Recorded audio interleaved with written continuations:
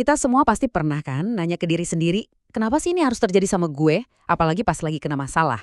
Nah hari ini kita bakal bedah satu kisah nyata yang luar biasa banget. Sebuah pelajaran tentang cara kita memandang hidup dari seorang juara sejati yang nerima kemenangan dan penderitaan dengan cara yang sama. Coba deh dengerin baik-baik, karena cerita ini bisa jadi mengubah cara pandang kita semua terhadap tantangan hidup. Jadi, kenapa sih kita suka mengeluh? Ya wajar banget kan? Apalagi pas hidup rasanya ndak adil sama sekali. Tapi gimana kalau jawaban paling dalam buat pertanyaan ini justru datang bukan dari seorang filsuf atau motivator, tapi dari seorang atlet yang lagi di puncak dunia, lalu dunianya tiba-tiba runtuh. Oke, kita kenalan dulu sama tokoh utama kita, Arthur Ashe. Dia ini seorang legenda, juara tenis yang disegani di seluruh dunia. Biar kita ngerti seberapa berat cobaannya, kita harus lihat dulu setinggi apa pencapaiannya. Arthur Ashe itu bukan sekedar pemain hebat. Dia itu raksasa di lapangannya. Dia berhasil menaklukkan 3 panggung terbesar tenis, US Open, Australian Open, dan puncaknya yang paling sakral, Wimbledon di tahun 1975. Dia benar-benar ada di puncak karirnya. Tapi, ya gitu, pas lagi di atas-atasnya, alur hidupnya tiba-tiba berbelok tajam banget. Kemenangan yang dia rayakan berganti jadi tragedi. Ternyata, takdir punya skenario yang jauh lebih kejam buat sang juara. Bayangin aja, di tahun 1979, pas lagi tenar-tenarnya, Ashe kena serangan jantung.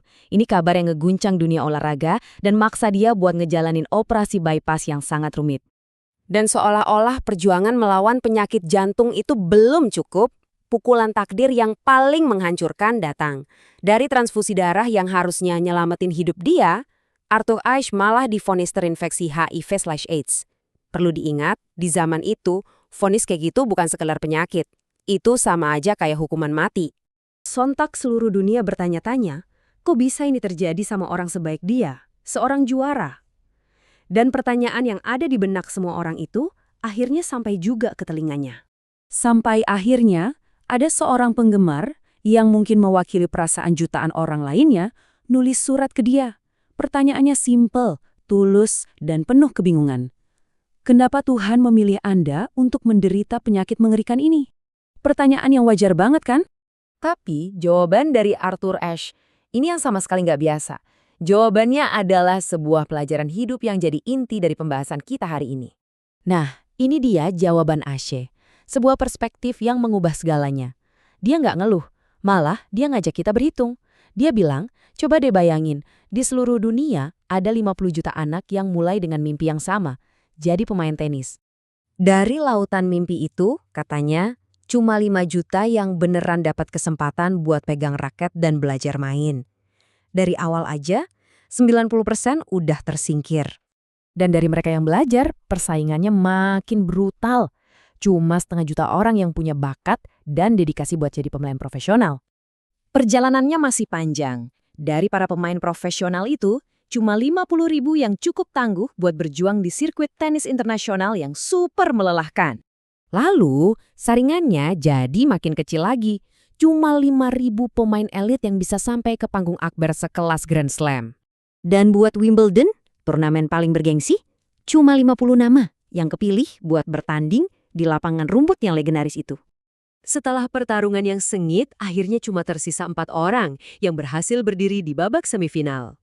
Kemudian tinggal menyisakan 2 orang di tengah arena, bertarung di babak final yang ditonton seluruh dunia. Dan pada akhirnya, dari 50 juta mimpi itu, cuma ada 1 orang. 1 juara yang berdiri sendirian, mengangkat piala kemenangan.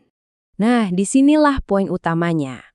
Ashe melanjutkan, waktu saya jadi 1 orang itu, berdiri di tengah lapangan Wimbledon, ngangkat piala, saya nggak pernah lihat ke langit dan nanya, Tuhan, dari 50 juta orang, kenapa saya? Jadi katanya, sekarang pas saya lagi kesakitan dan menderita, saya juga nggak punya hak untuk bertanya, kenapa saya? Luar biasa. Dia menerima nasib buruknya dengan keanggunan yang sama persis seperti saat dia menerima mahkota juaranya. Kisah Arthur Ashe ini kan bukan cuma soal tenis atau penyakit ya. Ini adalah pelajaran yang sangat kuat tentang cara memandang hidup, tentang rasa syukur, dan tentang keyakinan. Jadi apa pelajarannya buat kita? 1, gampang banget kan kita nanya, kenapa saya pas lagi susah? 2, Seberapa jarang atau bahkan nggak pernah sama sekali kita nanya, kenapa saya pas lagi bahagia dan dapat banyak berkah? Dan yang paling menginspirasi, di tengah penderitaannya yang paling dalam, Arthur Ashe milih buat nggak ngeluh, tapi malah jadi sumber kekuatan buat orang lain. Itulah definisi sejati dari kebesaran jiwa. Jadi saya mau tutup bahasan kita kali ini dengan satu pertanyaan dari Arthur Ashe untuk kita renungkan bersama.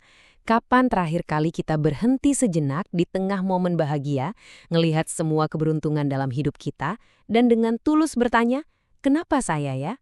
Kenapa saya seberuntung ini? Terima kasih sudah menyimak.